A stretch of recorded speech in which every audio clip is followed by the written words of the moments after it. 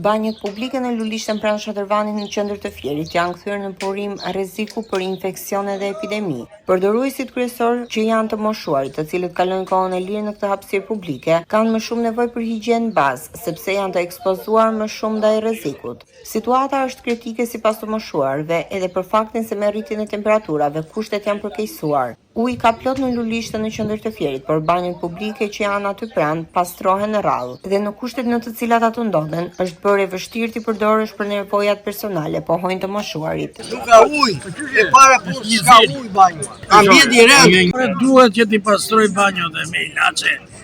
Ato si asaj higjienës janë thyere, çesbat nuk punojnë. Njeris vetë t'i pastroje. Po të pak një herë në 2 ditë, ata rrin me javë pa pastruar.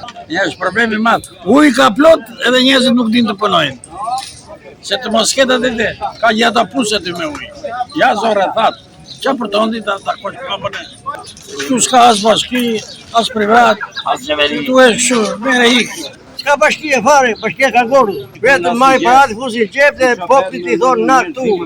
Duket edukata kultura e njerëzimit. Qendrës së qytetit të Fierit, banjët i kanë dëmtuar dinjitetin, theksojnë të intervistuarit. Sipas tyre uji ka me bollëk në Shatërvan, por banjët publike 5 hapa larg janë të papastruara dhe të braktisura. Gjithashtu edhe bashkia e Fierit, që ndodhet fare pranë, është vetë ekspozuar ndaj erës së rëndë dhe ankesave të qytetarëve. Bashkia Fier duhet të ndërhyjë urgjent për pastrimin e përditshëm, mirëmbajtjen e tyre sepse dinjiteti i qytetarit fillon te çesmat e te dera e banjos janë shprehur të moshuarit në Fier.